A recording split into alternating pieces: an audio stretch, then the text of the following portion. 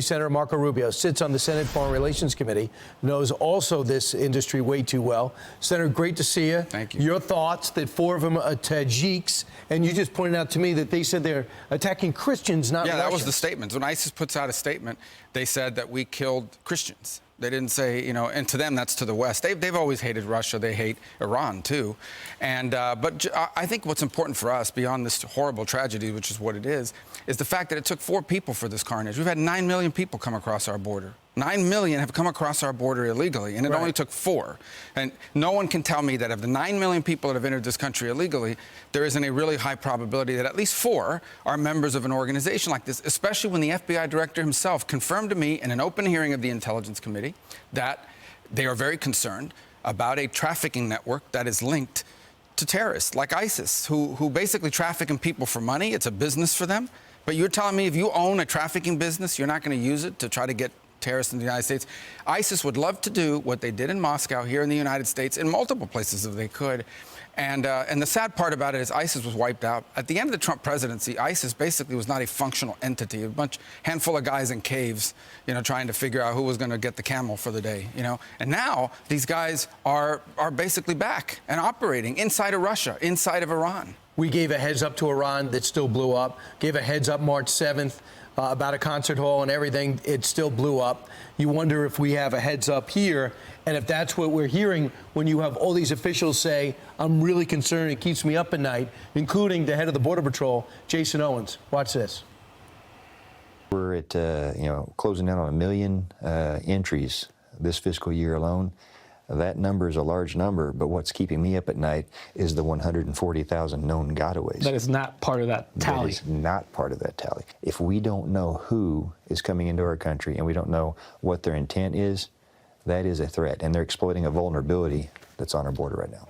So he may be appointed by the Biden administration, but he's speaking, look out, he's giving a warning to the administration. Yeah, ultimately, look, think about it this way. If you're ISIS, you want to attack the United States, you say, hey, we got to get 10 people in there to do an attack. Well, it's easy. Let's just send them across the southern border. We already traffic people for money. Let's just stick 10 of them in there with fake passports. These guys can buy, you can buy passports. There's like dozens of countries that you can buy a document that says you're so-and-so, and it's an official government document you bribe somebody for. Now you're inside of America. And it only took 4 people to do what they did in Moscow. We've had 9 million something people that have entered this country unlawfully and illegally. It only takes 4 to do this kind of carnage. But, Senator, they keep saying, well, it's your fault for not passing and putting up to a vote Senator Langford and Senator Murphy's bipartisan bill.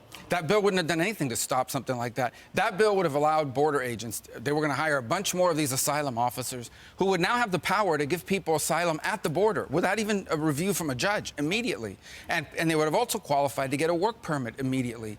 That would have been a magnet that actually would have brought more people here. Now at least they have to wait 6 months for a work permit. They'd get one right away at the border, and some of them would get asylum immediately, which would put them on the pathway to citizenship, by the way. You and President Trump locked horns heavily in 2016. You coming into Florida. And then since that time, I don't think you guys had a cross word. I think you worked as well with President Trump during his 4 years as anyone. He leaned on you for Cuba advice, on Venezuela, Central and South America, especially, along with terror. Is it any wonder, it's not a wonder in my mind that he's thinking about you as a running mate? Your thoughts about that? Yeah, first of all, the stuff about we were competitors in a race. I've never seen anybody at the end of a boxing match ask the guy, hey, why'd you punch that guy in the 3rd round? Because it's boxing, you're in competition. The best years I've had in the Senate were the years that he was president, because good things were happening and we were able to work with him to get it done. As far as the other stuff is concerned, look, I think it's always an honor for anyone to even be considered, much less named, a vice president for the country, to serve the country, the United States. That said, I've never spoken to them about it, and he's got a lot of really good people to pick from. Unlike the Democrats, who can only come up with Kamala Harris, we have a lot of really talented people in the Republican Party. And, you know, President Trump has a good track record of picking good people to do things, and he's got plenty of time to make that decision. And we got a lot of talented people on our side of the aisle. Would you be open to a place in the administration should he win? Well, I'm open to serving our country. That's why I'm in the Senate now. Right. And so if an opportunity is presented to me to serve this country in a capacity that I think I could do even more than I'm doing now, I would always be honored to be thought of in that way and open to it. We'd have to see. But that's a bridge we don't have to cross today because we're not there yet. Right. Jonathan Karl was stunned about your reaction.